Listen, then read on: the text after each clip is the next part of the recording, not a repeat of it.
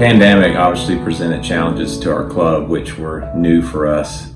We probably have not experienced these type of challenges in our over 100-year history as a club. So we had to adapt, as most organizations did. I would say that we were an early adopter of technology and Zoom, and so kind of early on in the process, we began meeting as a club with Zoom.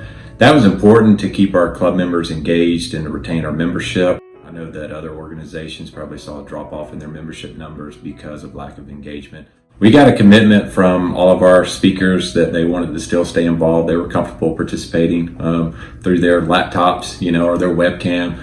And so that provided us the opportunity to continue to provide meaningful material to our club members each week. It would have been very easy for us as a club just to push pause, stop meeting, and wait on the pandemic to pass. A lot of clubs did that.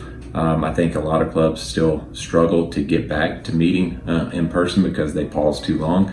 But I'm very proud of the decision that we made to, keep going. And the reality is that our community needed Rotary more than ever during the pandemic. So it was not a good time to press pause, but we needed to go all in and see how we could help our community. One of the things that we were able to do was help the community through financial support because of the money that we were saving by not meeting in person each week.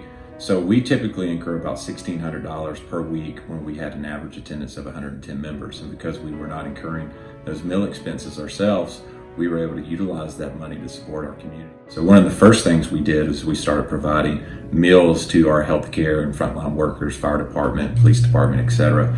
As you might recall, during the height of the pandemic, hospital beds were full, nurses were working around the clock. And it was just a small gesture or a token of appreciation to say thank you for everything that you're doing in the community. You don't have to go out and get lunch. We're going to provide lunch for you.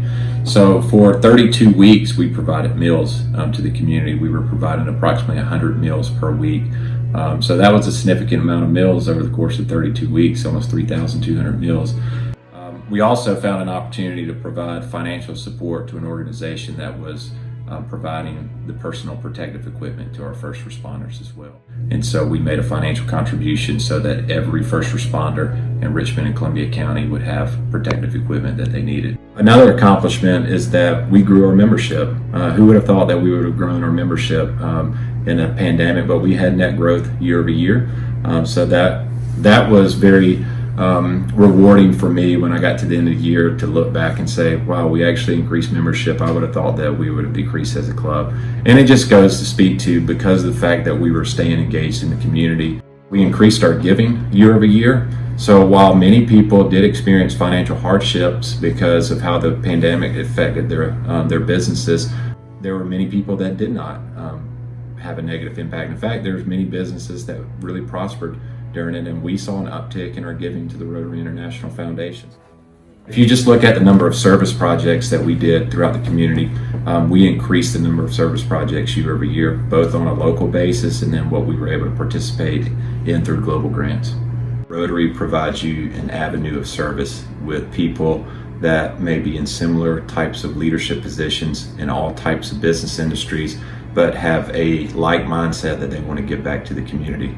And the advantage of Rotary is that when you partner with other business leaders that have different talents, different availability of time, and some have financial resources, but they don't necessarily have the time or talents to contribute, that collectively you can make a very meaningful impact in the community versus if you try to go off and do something on your own.